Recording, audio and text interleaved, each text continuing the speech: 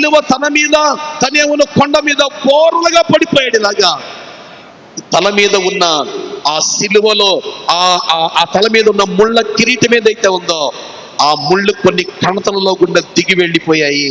ఆయనకి మరలా లేపారు, తాళ్ళతో లేపి ఆ రంధ్రంలో ఒక్కసారిగా సిలువల గతకమని దిగబడేటప్పటికీ చేతుల్లో చీరుకుని వచ్చేసాయి.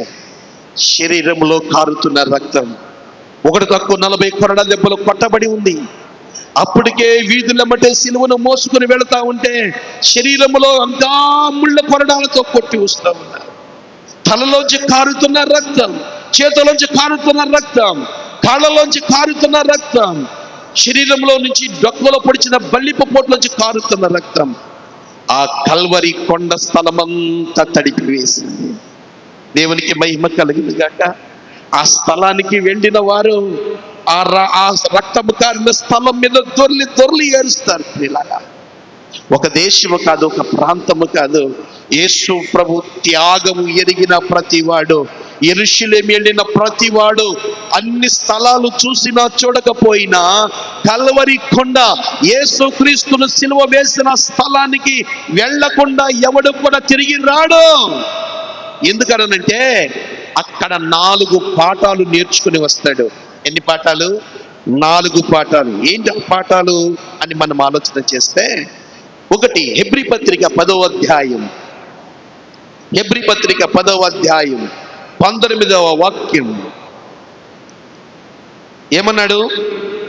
సహోదరులారా, యేసు మన కొరకు ప్రతిష్ఠించిన మార్గమును అనగా నూతనమైనదియు జీవము గలదియు ఆయన శరీరము అను తెర ద్వారా ఏర్పరచబడిన మార్గమున ఆయన రక్తము వలన పరిశుద్ధ స్థలమునందు ప్రవేశించుటకు మనకు ధైర్యము కలిగి ఉన్నది. ఇక్కడ మనము ఒక నిమిషం ఆగుదాం. ఈ భాగములో మనం నేర్చుకుంటున్న మొదటి పాఠం ఏంటి అని అంటే, ఈ కల్వరి స్థలము ప్రభు సన్నిధికి చేరుటకు దారి చూపించిన స్థలం. అది అలా రాసుకునేవారు. ఈ కల్వరి స్థలము యేసు క్రీస్తు దేవుని సన్నిధికి చేరడానికి దారి చూపించిన స్థలము. అంటే ఏం జరిగింది అని మనం ఆలోచన చేస్తే, ప్రత్యక్ష గుడారము విన్నారా పేరమ్మా? ప్రత్యక్ష గుడారము ఉన్నప్పుడు మోషే కాలంలో ప్రత్యక్ష గుడారములో ప్రయాణం చేస్తూ వెళ్ళేవారు. చాలా దూరం వెళ్ళిన తర్వాత దేవుడు మోషేకి దేవుని ఆలయం ఎలా కట్టాలో, గుడారము ఎలా కట్టాలో, దానిలో ఏమేమి ఉంచాలో, దాన్ని ఎన్ని భాగాలు చేయాలో అన్ని కూడా దేవుడు సిద్ధపరిచి మోషేకి చెప్పాడు. అలాగే దేవాలయం నిర్మించిన తర్వాత, సొలొమోను కాలంలో దేవాలయాన్ని నిర్మించిన తర్వాత కూడా దానిని 3 భాగాలుగా చేశారు. ఒకటి ఆవరణముగా ఉంది, 2 పరిశుద్ధ స్థలముగా ఉంది, 3వది అతి పరిశుద్ధమైన స్థలముగా అది ఉంటూ ఉంది. దేవునికి మహిమ కలుగును గాక.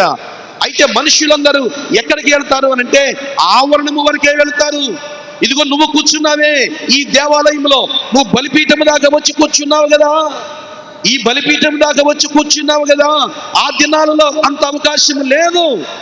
మనుషులందరూ ఎక్కడ ఉండాలో తెలుసా?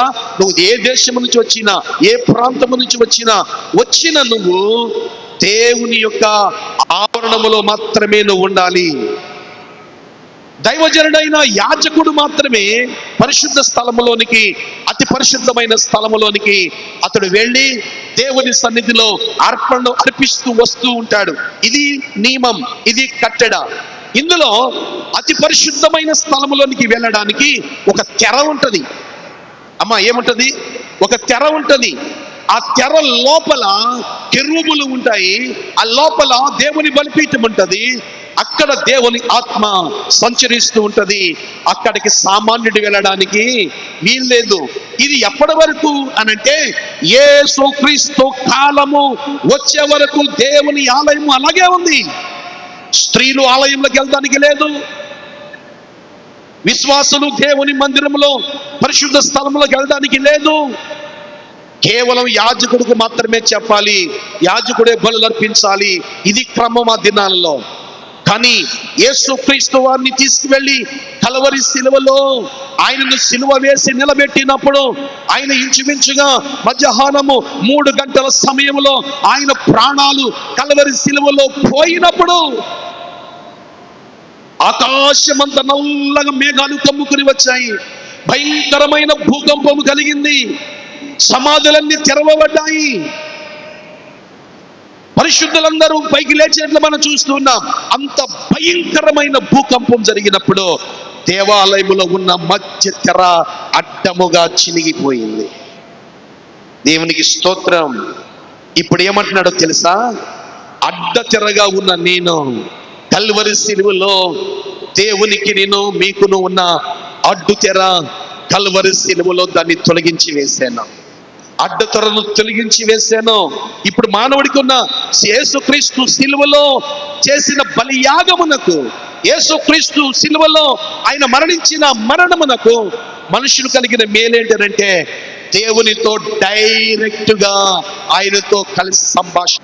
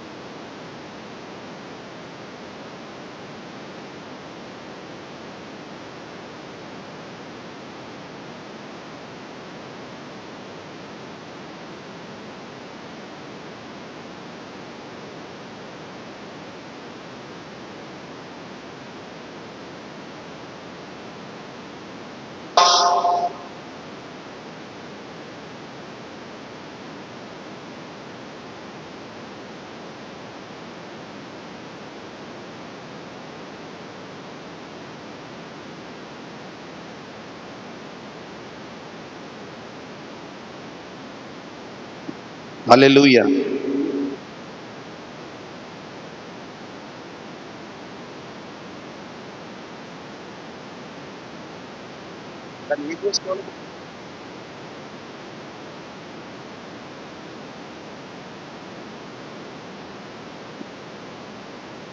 హల్లెలూయా. వాడు ప్రయాణం అయి వెళుతున్నాడు. చాలా దూరం వెళ్ళిన తర్వాత ఆకలయ్య బాక్స్ తీస్తా ఉంటే రాకపోతే పక్కనోడు ఏం చేశాడంటే, ఏమవు బాక్స్ రావట్లేదా, ఇది నేను తీస్తానని చెప్పేసి అని వాడు ఇలా పట్టుకుని ఇలా తీసాడు. తీయగల వెంటనే వచ్చేసింది. లోపల చూస్తే ఏముంది? అన్నము, పెరుగు, ఉల్లిపాయ ఒకటి, పచ్చిమిరకాయ ఒకటి అందులో ఉంది.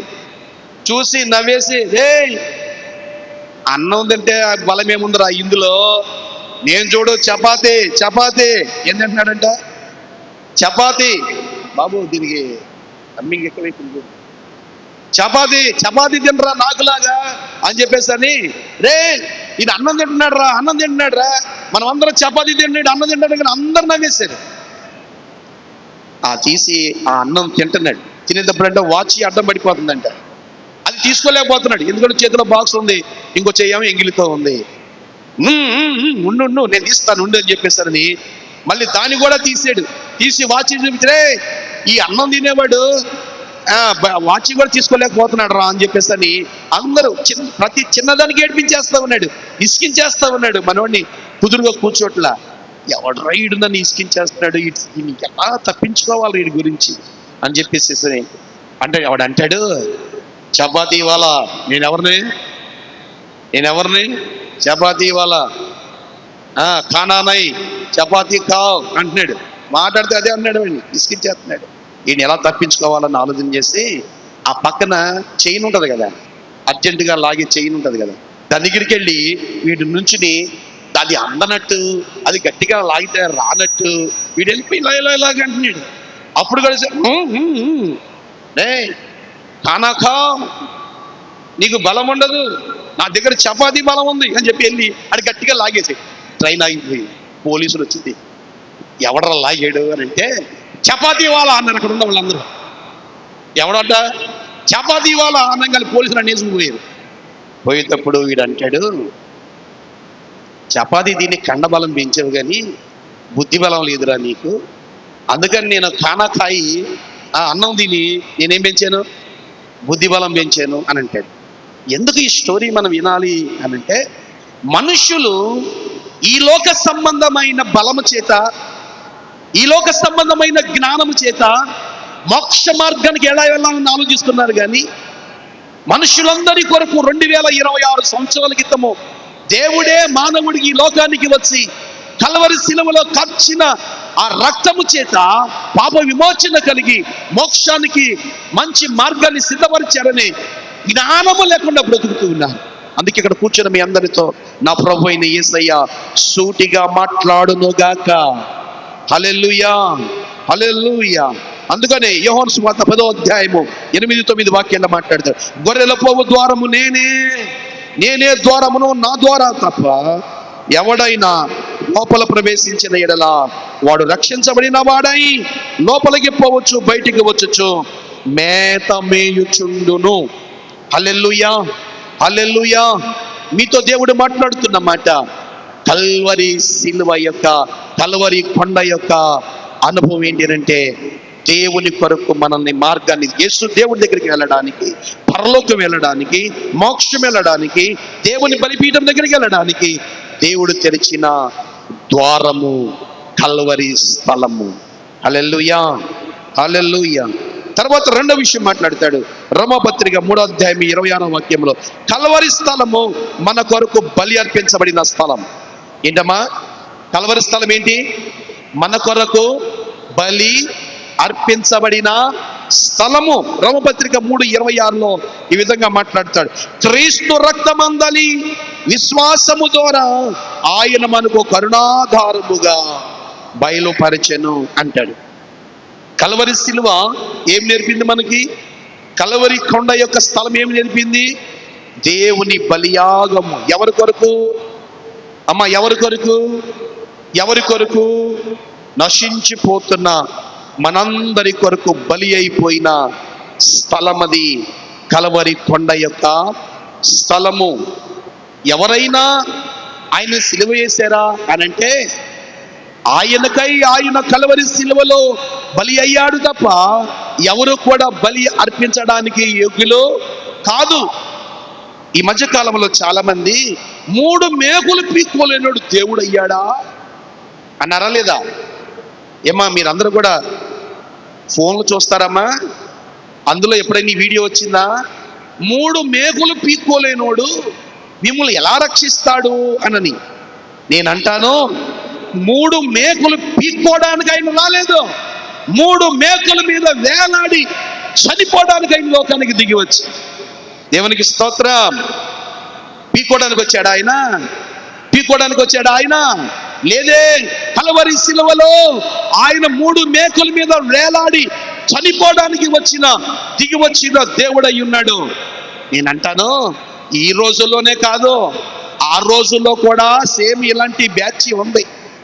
4 రకాల బ్యాచీలు చూపిస్తాను మీకు నేను. ఒక బ్యాచ్ ఎవరు అనంటే చూడండి, లూకా సువార్త 24:37 వాక్యంలో సైనికులు అన్నారు. సైనికులు ఏమన్నారో తెలుసా? నీవు యూదుల రాజు అయితే నిన్ను నీవే రక్షించుకొనమని ఆయన అపహాస్యము చేసిరి. ఎవరు వీళ్ళు? పోలీసులు. ఆ రోజుల్లో కూడా పోలీసులు ఏం చేశారు? నువ్వు దేవుని కుమారుడు అయితే, నువ్వు నిజంగా దేవుడు అయితే ఈ 3 మేకుల మీద నుంచి బయటికి రావచ్చు కదా, నిన్ను నువ్వు రక్షించవచ్చు కదా అని నవ్వారట. రెండవ బ్యాచ్ ఎవరు అనంటే శిలువ మీద వేలాడుతున్న దొంగ. వాడేమన్నాడు? అదే 37లో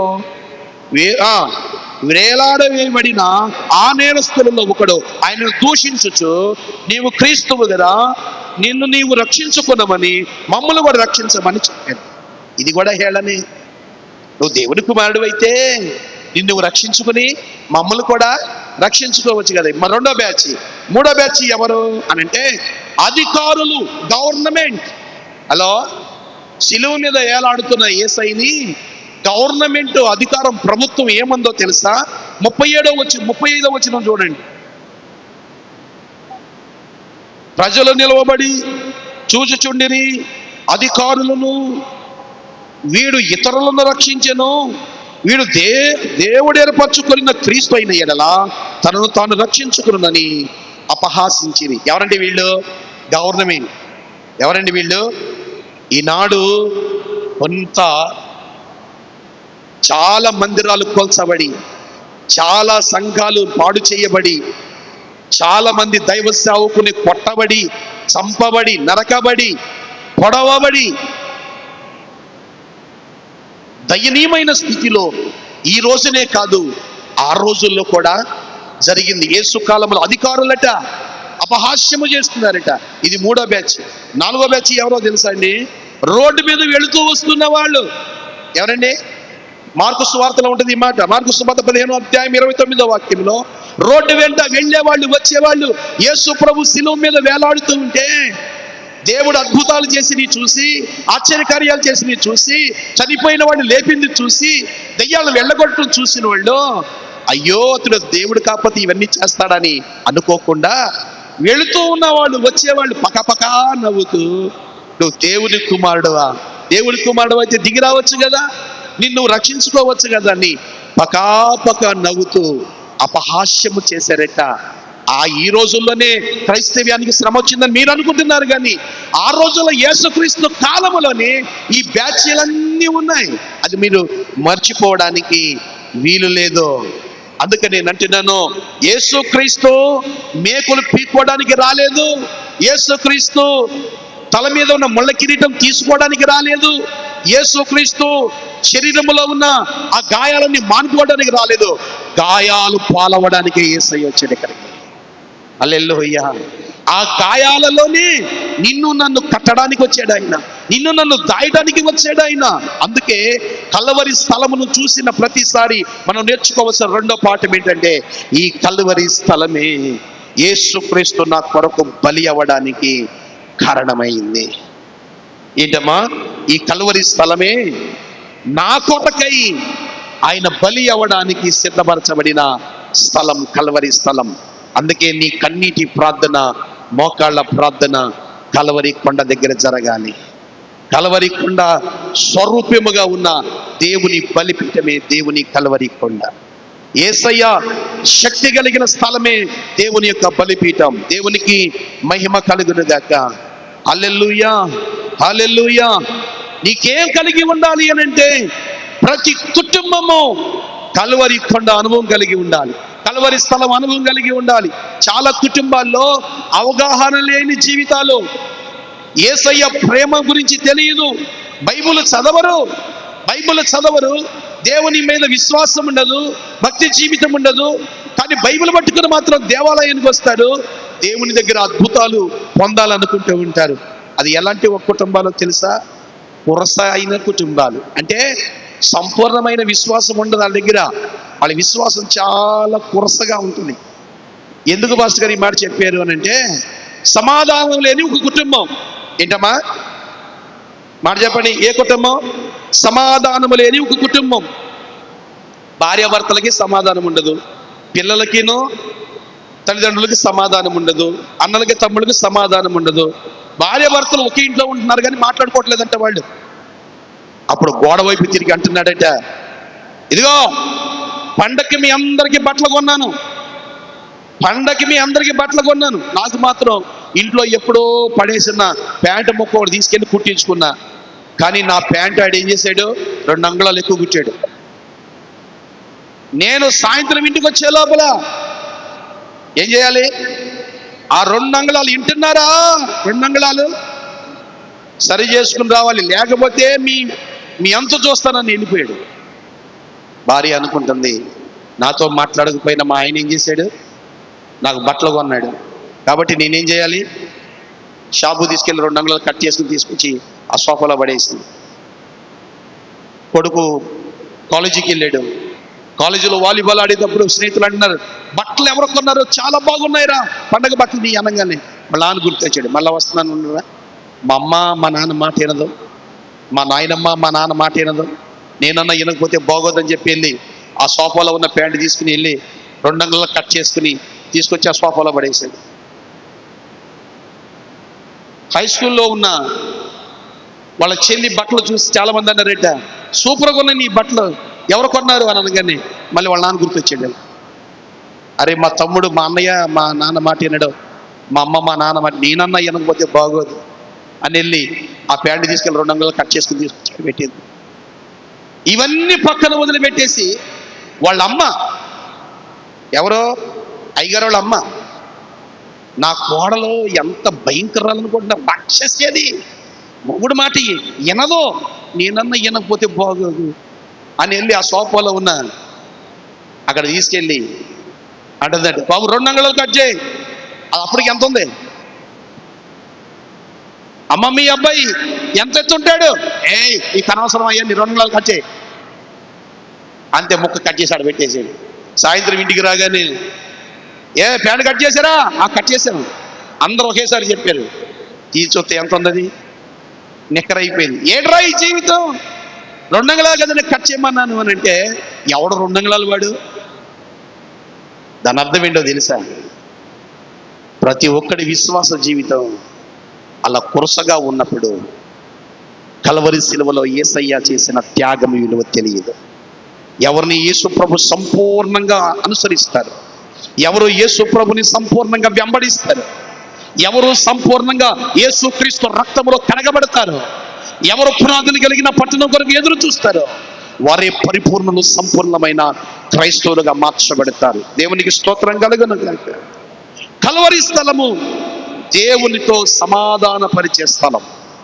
ఏ స్థలం ఇది? కల్వరి స్థలం. దేవునితో ఆ స్థలాన్ని తడిపిన నువ్వు, ప్రభువా ఈ కల్వరి కొండ మీద నువ్వు కార్చిన రక్తమే నీతో నాకు సమాధాన పరిచింది అని. మనుషులలో చాలా మందికి సమాధానం లేని జీవితాలు ఉంటాయి. సమరయ స్త్రీ తన బ్రతుకు సమాధానం లేకుండానే ఉంటుంది. ఇంట్లో ఇల్లుంది, ఇంటిలో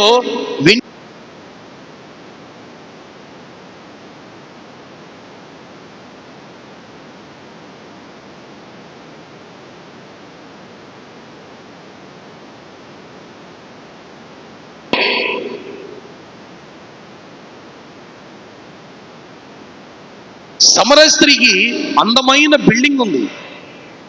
సమరయ స్త్రీకి ఒంటి నిండా బంగారం ఉంది. సమరయ స్త్రీకి ఇంటి నిండా కావలసిన వసతులు ఉన్నాయి. సమరయ స్త్రీకి ఏ కొదువలేని జీవితం ఉంది. కారణం ఏంటో తెలుసా? 5 పురుషులను మెయింటైన్ చేస్తున్నాయి. 5 పురుషులతో ఆమె శారీరకమైన సంబంధాన్ని పెట్టుకుని ఉంది ఆమె.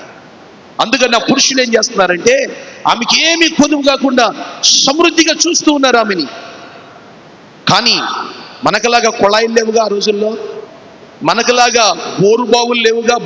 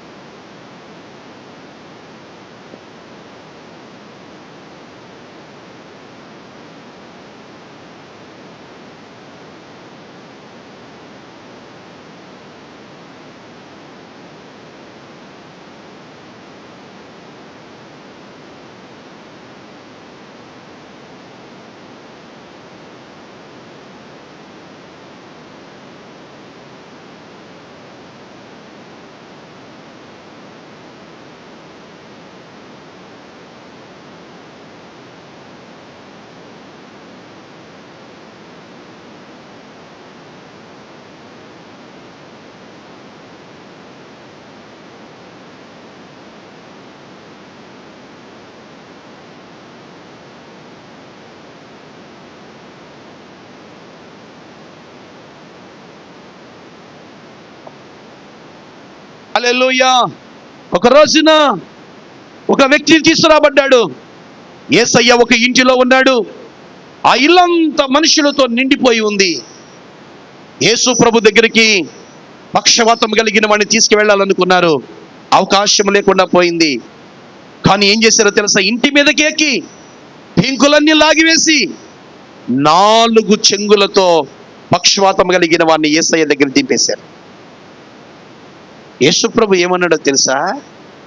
నీ విశ్వాసం గొప్పదరా నాయనా, నీ విశ్వాసాన్ని బట్టి నీకు రక్షణ వచ్చింది, నీకు ఆ స్వస్థత వచ్చింది, నువ్వు వెళ్ళిపో అనలేదు యేసయ్య.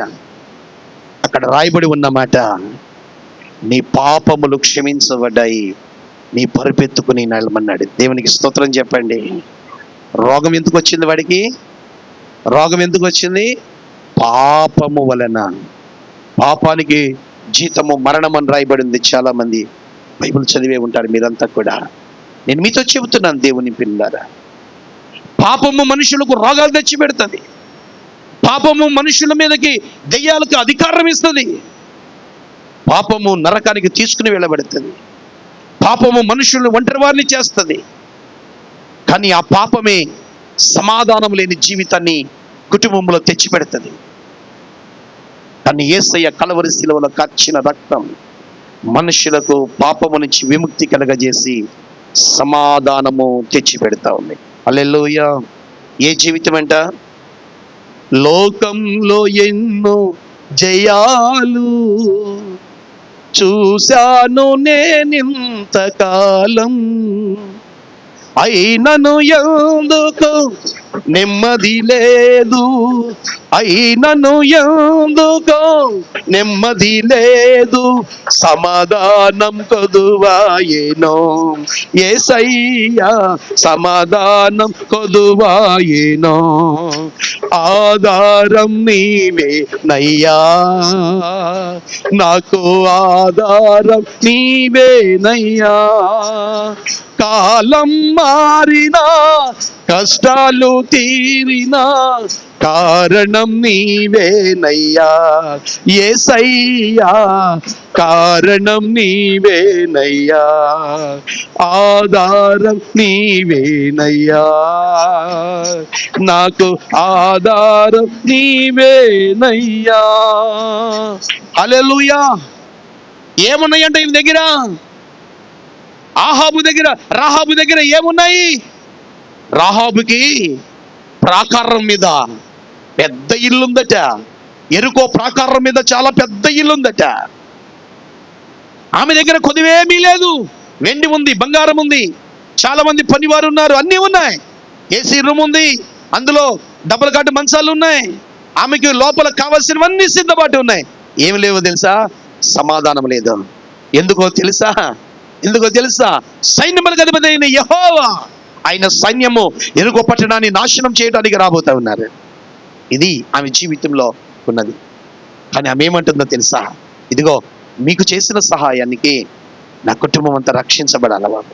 ఏం చేయమంటారు మమ్మల్ని అని అంటే, ఎర్రని దారాన్ని నీ ఇంటికి కట్టో, ఇల్లు అన్ని నాశనం చేస్తాం కానీ నీ ఒక్క ఇంటినే మేము రక్షిస్తామని చెప్పాను అన్నాడు. దేవుని పిల్లలారా, అన్ని ఇళ్ళు నాశనం అయిపోయాయి కానీ రాహాబు ఇల్లు నాశనం కాలేదు. కారణం ఏంటో తెలుసా? ఎర్రని దారాన్ని పోలిన యేసయ్య రక్తం ఆ గుమ్మముల మీద పూయబడి ఉంది. ఇశ్రాయేలీలందరూ రక్షించబడి, ఐగుప్తు దేశంలో వాళ్ళందరూ ఎందుకు చచ్చిపోయారనంటే, ఇశ్రాయేలీలందరి గుమ్మాలకి ఒక్కొక్క గుమ్మానికి ఒక్కొక్క గొర్రె పిల్ల రక్తము ఈ సోపు కుంచెల చేత పూయబడి ఉంది. అందుకే మరణ దూత దాటి పోయింది. దేవునికి స్తోత్రం, హల్లెలూయా. ఫిలిప్పు కూడా ఒక రోజున ఒక వ్యక్తి ఆయన ప్రయాణమయ్యి రథం మీద వెళ్ళిపోతా ఉన్నాడు. విశ్వాసం ఉందే గాని రక్షణ లేదు. విశ్వాసం ఉందే గాని సరైన భక్తి లేదు. విశ్వాసం ఉందే గాని మారు మనసుకు తగిన విధానం లేదు.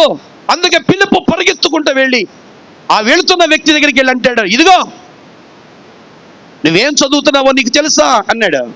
అయ్యా, ఎవరైనా దారి చూపించండి, నాకు ఎలా తెలిసిందయ్యా అని అంటే, ఆ యెషయా గ్రంథంలో ఉన్న 53వ అధ్యాయం, స్వరూపమైన లేదు, సొగసైన లేదు, ఆయన కొరకు నలగొట్టబడేను, వదకు తేబడిన గొర్రె వలె ఆయన సమాధానముగా మౌనముగా ఉండెను. మన కొరకు ఆయన గాయపరచబడేను, ఆయన గాయముల వల్ల మనకు స్వస్థత కలిగినని మాటలు చూస్తూ ఉన్నప్పుడు అతడు వెళుతున్నవాడు రథమాపి, అయ్యా నీ మాటలు నాకు రక్షణ ఇచ్చింది, నీ మాటలు నాకు స్వస్థత ఇచ్చింది, ఇదిగో నీళ్లున్నాయి, ఇదిగో నువ్వు ఉన్నావు కదా, బాప్తిస్మం ఇవ్వటానికి నీకేమన్నా అభ్యంతరం అంటే, నాకేమీ అభ్యంతరం లేదు అని చెప్పి వచ్చి అతనికి బాప్తిస్మం ఇచ్చి అతడు వెళ్ళిన వైన మనం చూస్తున్నాం. ఆ రథం మీద ఉన్న వ్యక్తి మరలా ఎన్నటికీ ఫిలిప్పును చూడలేదు. దేశంలో ఎవరు కూడా దేవునికి వ్యతిరేకము కాదు. అందరూ ఎవరైతే యేసు క్రీస్తు రక్తములో కడగబడ్డారో, ఎవరైతే యేసును నమ్మారో, ఎవరైతే యేసును వెంబడిస్తూ ఉన్నారో, ప్రతి ఒక్కరూ నిత్య రాజ్యానికి వారసులైపోతారు. హల్లెలూయా, హల్లెలూయా. దినమెల్లా దేవుని చేతులు చాపి నీ కొరకు ఆయన ఎదురు చూస్తున్న దేవుడిగా ఆయన ఉన్నాడు.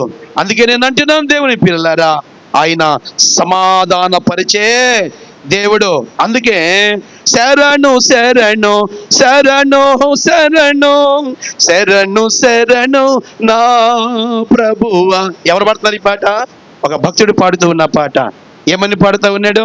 మనం అందరం ఏం చేయాలో తెలుసా?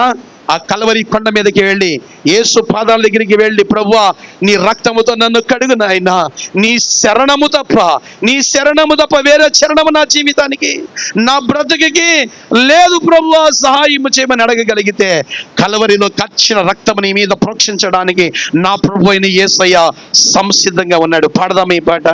శరణు శరణు శరణు శరణు శరణు శరణు నా ప్రభువా, శరణు శరణు శరణు శరణు శరణు శరణు నా ప్రభువా, దురిత దూరుడ నీ దరి చేరితిరా,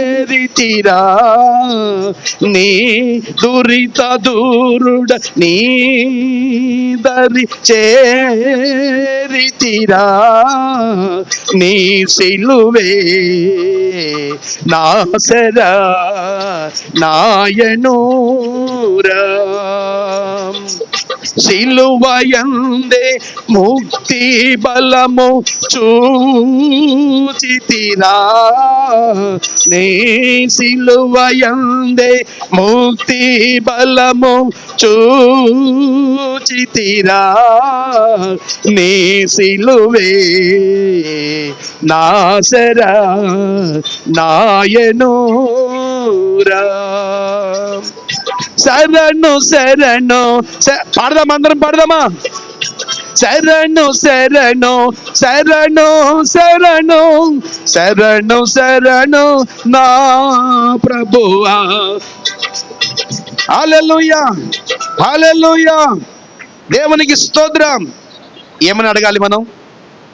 ఏమని అడగాలి? ప్రభువా, పాపాత్మురాలైన స్త్రీని పాపాలన్నీ క్షమించాను ఆయన. ఒక్కసారి పాపాన్ని విడిచిపెట్టిన తర్వాత ఎన్నటికీ వాడిని మరల తిరిగి పాత జీవితంలోనికి వెళ్ళలేదు. సమరయ స్త్రీ ఒక్కసారి నేను నమ్మిన తర్వాత మరి ఎన్నటికీ పాపములోనికి వెళ్ళలేదు. అయ్యా, ఇదిగో ఈ రోజున నా జీవితాన్ని నీకు అర్పిస్తూ ఉన్నాను ప్రభు అని దేవుని సన్నిధిలో మనము ఉండగలిగితే, నా ప్రభు అయిన యేసయ్య ఆ కల్వరి స్థలములో నుంచి దేవుడు కార్చిన కన్నీరు, దేవుడు కార్చిన రక్తం నీ మీద ప్రోక్షించడానికి ఆయన సిద్ధ మనసు కలిగి ఉన్నాడు. ఒక్క మాట చెప్పి నేను ముగించాలని ఆశపడుతున్నాను. కల్వరి స్థలము మన రక్షణ క్రయధనము చెల్లించిన స్థలం. ఏంటమ్మా? అందరూ చెప్పండి. కల్వరి స్థలం ఏంటి? ఏంటి కల్వరి స్థలము? మన రక్షణ కొరకు క్రయధనము చెల్లించిన స్థలము. క్రయధనము అంటే అర్థం ఏంటి అమ్మా? క్రయధనము అంటే అర్థం ఏంటి?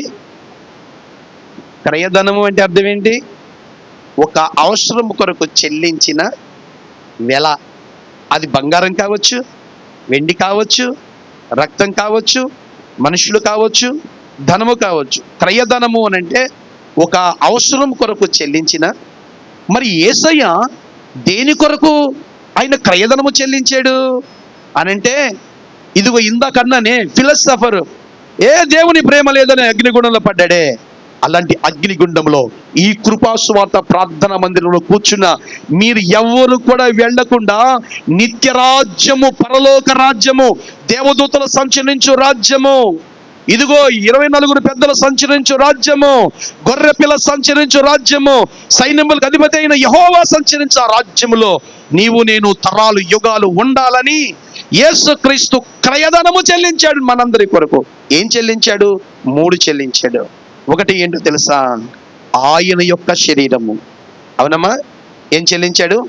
ఆయన యొక్క శరీరము. రెండవది ఏం చెల్లించాడో తెలుసా? ఆయన యొక్క రక్తము. అవునా కదా? ఆయన యొక్క రక్తము. మూడోది ఏం చెల్లించాడో తెలుసా? ఆయన యొక్క ప్రాణము. ఆయన శరీరము, ఆయన రక్తము, ఆయన ప్రాణము మన కొరకు క్రయధనముగా చెల్లించాడు. కాబట్టి మనం ఎవరివి తెలుసా? స్వతంత్రులమైపోయాం. ఏమయ్యాము? సాతాను చేతి కింద మనము లేదు, లోకము చేతి కింద మనము లేము, అపవాది చేతుల కింద మనము లేము.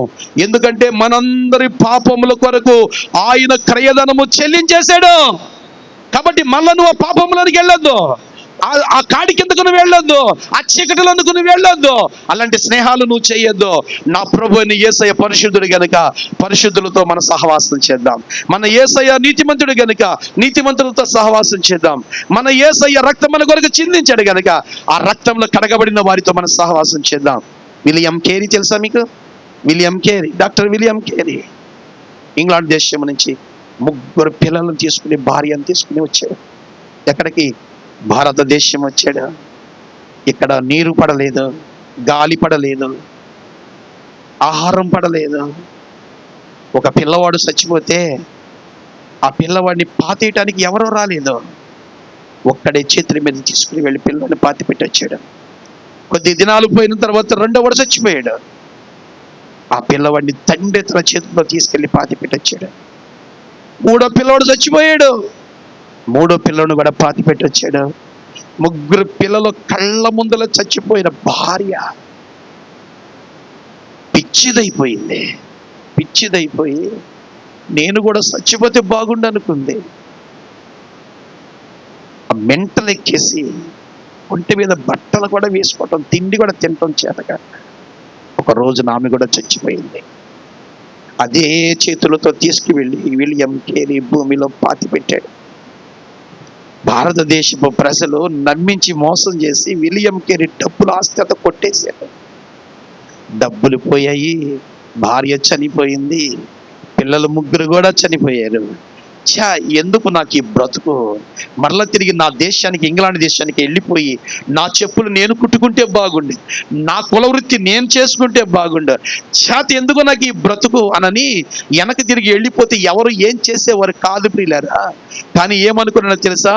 ఏ భారతదేశం రక్షణ కొరకు నేను ఈ దేశానికి వచ్చాను, ఆ దేశములోనే నేను చనిపోవాలి, ఆ దేశంలో నేను మట్టయిపోవాలని చెప్పేసానని ఆయన తెలుగులో, తర్వాత ఇంగ్లీష్లో, తర్వాత తమిళంలో, తర్వాత ఎన్ని దేశాలు భారతదేశంలో ఉన్నాయో, ఎన్ని భాషలు భారతదేశంలో ఉన్నాయో అన్ని భాషలలోనికి హిబ్రూలో ఉన్న, గ్రీకులో ఉన్న ఆ బైబిల్ని భారతదేశం భాషలన్నిటిలో రాసుకుంటూ వచ్చాడు ఆయన. ఈ రోజున విలియం కేరీ వెనక్కి తిరిగి వెళ్ళిపోతే ఈ తెలుగు బైబిల్ మన భారతదేశంలో ఉండేది కాదు ప్రియులారా. ఎందుకో తెలుసా? ఆయన ఎందుకు ఇక్కడే ఉండి అన్ని పోగొట్టుకుని ఇక్కడ ఎందుకు మట్టి అయిపోయాడో తెలుసా?